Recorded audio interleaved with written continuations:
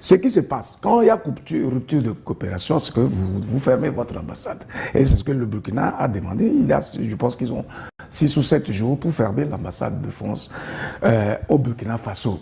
Tout ceci parce que, en fait, j'ai dit au départ qu'en réalité, ces relations diplomatiques ou toute forme de relation visent fondamentalement à respecter le droit à la vie de chaque citoyen, le droit à l'épanouissement, le droit à défendre sa civilisation, sa culture. En tout cas, comment faire pour faire en sorte que l'espèce humaine puisse évoluer. Mais au-delà de ce que la France est en train de faire, où elle empêche, elle a de la condescendance, l'irrespect et tout ça, le drame, c'est qu'elle œuvre. Je parle de l'élite dirigeante française pour marquer la différence parce qu'on va en venir au deuxième volet qui concerne les relations humaines, etc., culturelles. L'élite dirigeante française œuvre pour en fait éliminer littéralement le droit à la vie, mais des pays d'Afrique. Et c'est ça le vrai problème. Et ce n'est même pas un acte intelligent parce qu'en fait, toutes les espèces du monde, en tout cas sur cette terre, se protègent et travaillent pour se protéger, pour se construire ensemble, pour évoluer. Mais s'il n'y a que l'espèce humaine qui est prisonnière de ses facultés dites évoluer et qui pense que l'autre, le prochain doit être un ennemi. Et donc ces puissances-là qui ont fabriqué les armes rentrent littéralement dans un front terrible.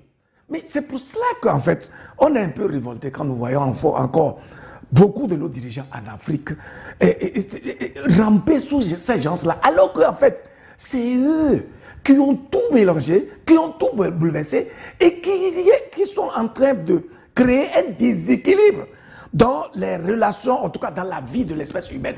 Alors, cette évolution, prétendue évolution, en tout cas technologique, est-ce qu'elle permet aujourd'hui à l'humanité d'être plus heureuse? Est-ce que l'être humain est plus épanoui aujourd'hui, en ce 21e siècle, avec la science glorifiante du 19e siècle, qu'avant cette science-là?